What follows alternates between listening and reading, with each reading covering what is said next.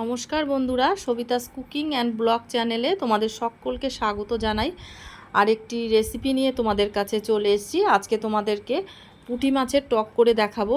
এই গরমে কোনো কিছুই খেতে ভালো লাগে না, তবে একটু টক টক যদি করে খাওয়া যায় তাহলে মুখেও ভালো লাগে, খেতে ইচ্ছে হয়।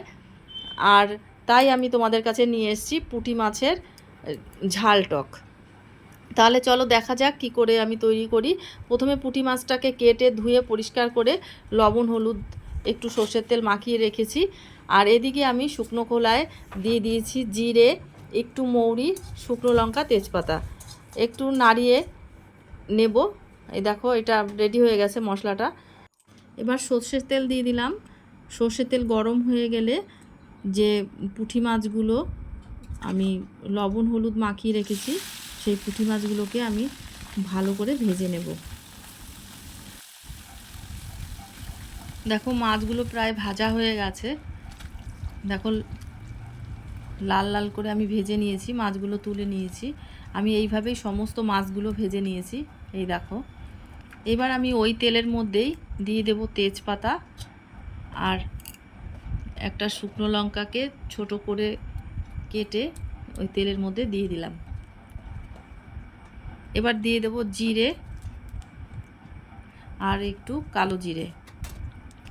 যখন ভাজা ভাজা হয়ে যাবে ওর মধ্যে আমি দিয়ে দেব দুটো পেঁয়াজ কুচি। দুটো পেঁয়াজকে আমি কুচিয়ে নিয়েছি, সেই পেঁয়াজটা আমি সম্পূর্ণ দিয়ে দিয়েছি। পেঁয়াজটাও ভালো করে লাল লাল করে ভেজে নিতে হবে। এবার দিয়ে দিলাম পরিমাণ মতন লবণ।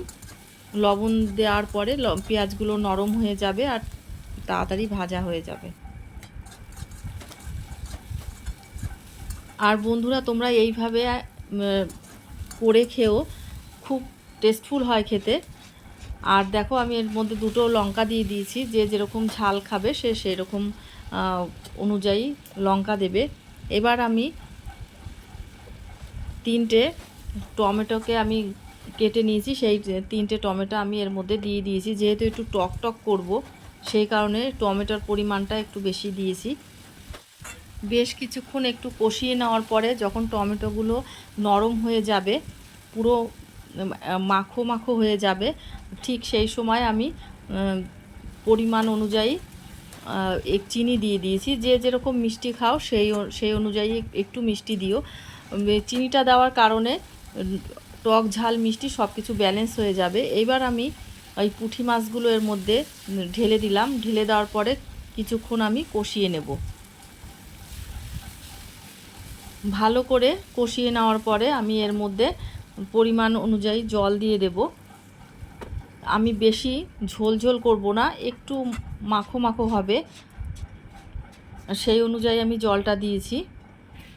জলটা যখন পুরো ফুটে আসবে সেই সময় আমি শুকনো খোলায় মশলাটা আমি রেডি করেছিলাম, ভেজে নিয়েছিলাম, সেই মশলাটাকে শিলনোড়ায় বেটে আমি এই দিয়ে দিলাম মশলাটা দেওয়ার পরে দেখো কালারটা কত সুন্দর চলে এসছে। আমার পুঁটি মাছের টক রেডি হয়ে গেছে। দেখো, আর আমি ঝোলটা টানাবো না, এরকমই ঝোলটা রাখবো। এই দেখো, একদম মাখো মাখো আর খেতে অসাধারণ টেস্টফুল হয়। বন্ধুরা, তোমরা অবশ্যই এই রেসিপিটা করে তোমরা খেয়ে আমাকে বলো কেমন হয়েছে।